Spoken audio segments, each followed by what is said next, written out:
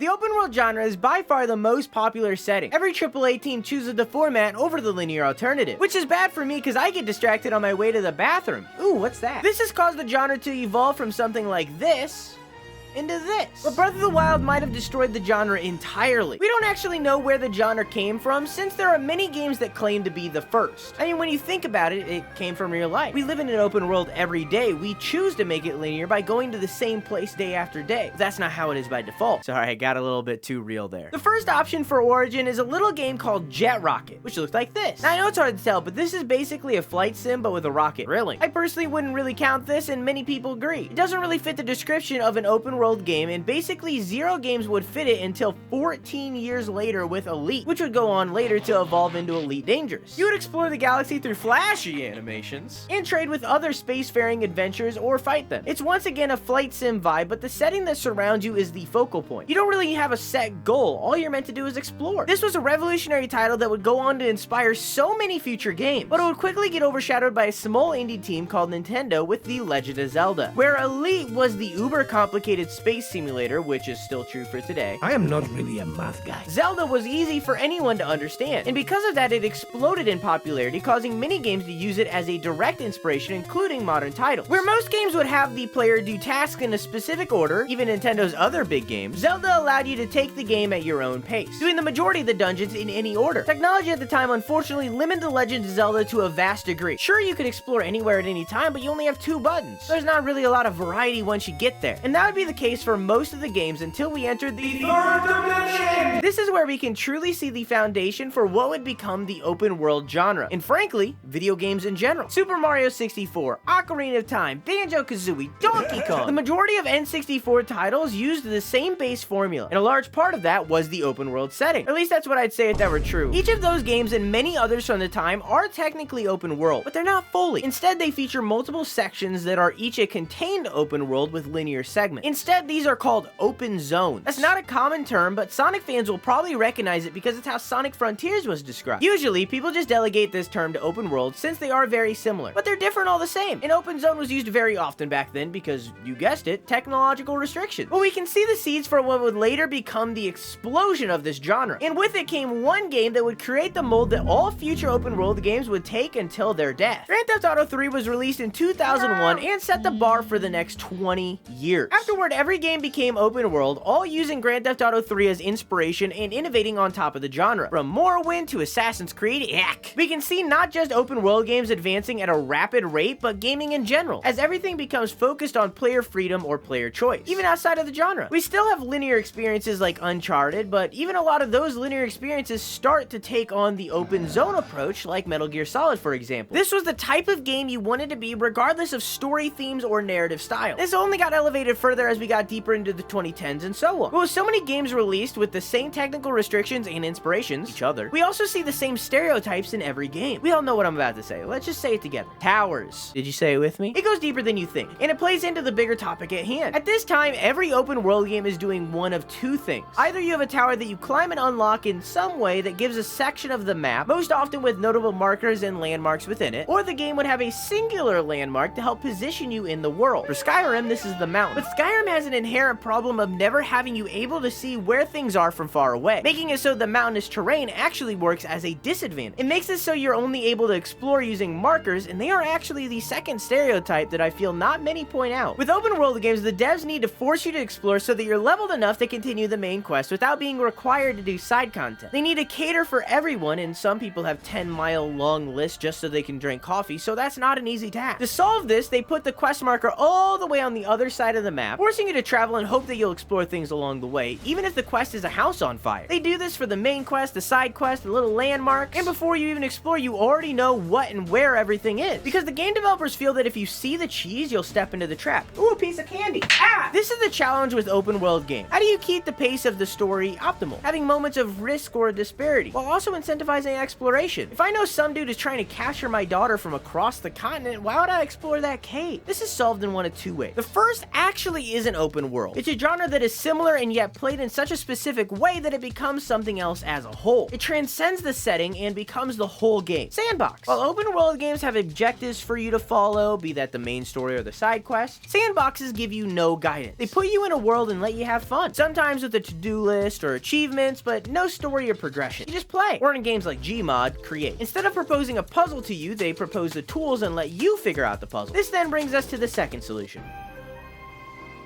Fallout New Vegas starts with you being shot by a man in a checkered suit from the titular town, which you can see right off the bat. You know where you need to go, you know who you need to see, and although there is an easy path, there are multiple other options. They're just not ideal. Well, now obviously there's a buttload of things to do along the way, but once you get to Vegas, the real story begins and the game becomes linear. Now you might not believe me, but I just described Breath of the Wild.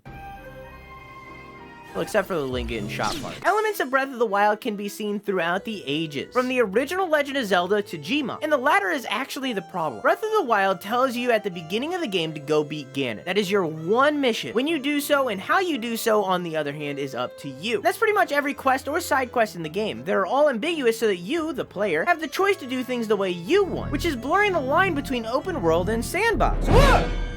Oh, and Tears of the Kingdom even more so based on the trailer. This, I think, is a good thing. I like being able to solve puzzles myself in my style. However, Breath of the Wild also inherits the sandbox game's flaw, which is the story. Since players can do anything in any order and at any time, it makes it so developers can't dictate the direction of the story to a vast degree, or have any urgency in relation to it. This causes the stories to be self-contained. They don't interact with one another because then they'd have to be done in a specific order. But even beyond that, majority of the objectives have to be vague so that the player can achieve them in any way, which doesn't allow story beats to hit and can drastically affect the pacing. I don't think it's far-fetched to say the story is the worst part of Breath of the Wild. The characters are amazing, they just don't get presented very well or enough. Well, at least I think so. Even beyond all that, Breath of the Wild also inherits the flaws of open world games. It still has those stereotypes I talked about earlier, and in my opinion, it doesn't do them better. Now, I feel like I'm coming off as a hater right now. I want to be clear that I love Breath of the Wild. It's one of my 10 out of 10s. And you see, that's the topic of this video right there. Breath of the Wild is so good that any open world game after it is going to be compared to it to some degree. In fact, we've already seen that with many releases. And yet Breath of the Wild and something like Red Dead Redemption 2 are nothing alike whatsoever. And it's because of that sandbox nature of the Nintendo title. So this is what I would like to propose. Let's split the term open world into two separate genres. This has been attempted before with the term open city to describe games like Grand Theft Auto or more recently Cyberpunk 2077. But I feel as though that was too specific and frankly kind of dumb. For games like Breath of the Wild, Outer Wilds, or Elden Ring, we create true open world. The defined game is set in an open environment that allows you to fully explore and do quests at your own pace and in your own style for at least 80% of the experience. That's a loose percentage just to get the idea. Quest lines, story beats, and most importantly, objectives are vague in a way that they only require the end goal. Everything leading up to said goal is decided by the player. For games like Red Dead Redemption 2, The Witcher 3, God of War Ragnarok, we form linear open world. For these games, they feature an open environment that allows you to fully explore and do things at your own pace, but quest lines, story beats, and once again, objectives are mostly linear, only allowing you a few methods in which to complete them, be that via dialogue choice or gameplay. Separating these genres would allow us as consumers to properly understand the experience we're diving into without comparing them to games that just don't make sense given the lack of similarity. It also allows people to nail down their preferences. Now, you might initially seem against this idea, but it's not a new proposition. Many times in the past, we've split games into new genres when they were previously defined as something else. When I say Metroidvania, most of us know what kind of game I'm talking about. But if I say open world action platformer, all of a sudden it becomes muddier even though I'm actually describing the same game.